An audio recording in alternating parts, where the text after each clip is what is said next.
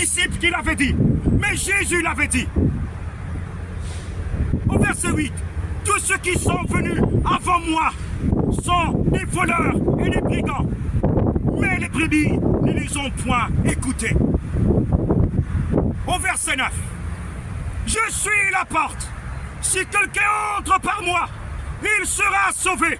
Il entrera, il sortira et il trouvera des pâturages.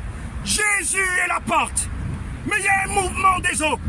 Est-ce que tu es sûr que tu es déjà en attente ou dans la porte des brebis?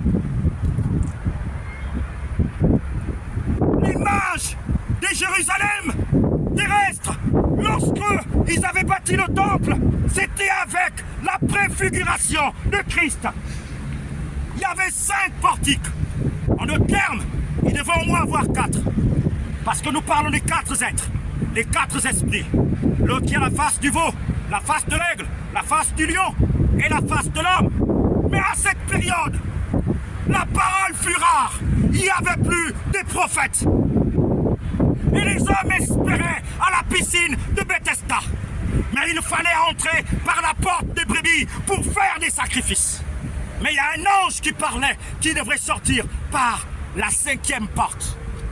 La 5e porte. S'il y avait 4 portiques, d'accord. Mais il y avait une 5e, où un ange était obligé de venir faire le travail que les hommes devraient faire. L'ange était obligé de remplacer l'homme qui avait l'autorité sur la terre pour admettre, pour conseiller, pour arranger, pour parler dans la vérité. C'était maintenant un ange qui venait. Ce n'était pas Isaïe, Jérémie ou des autres prophètes bien avant, mais un ange descendait de temps en temps. Certainement tu dis que cette prophétie est en train de tarder. Cette prophétie n'arrive pas, mais je te parle de la porte des brebis. La porte s'appelle Jésus. Il revient. Il ne revient pas d'abord chercher l'église, mais il revient dans tous les corps pour manifester sa gloire, pour que le nom du Père soit élevé par le Fils, par l'Esprit de Jésus-Christ. L'église doit attendre. Elle doit être en attente. Pas porter le lit et dormir dans les églises, dans les lieux de culte.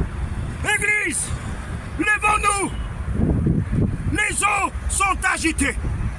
Le Seigneur va dire à la femme samaritaine, si tu connaissais le don de Dieu, et qui est celui qui te dit, donne-moi à boire, tu lui aurais toi-même demandé de l'eau et il te redonnait de l'eau vive.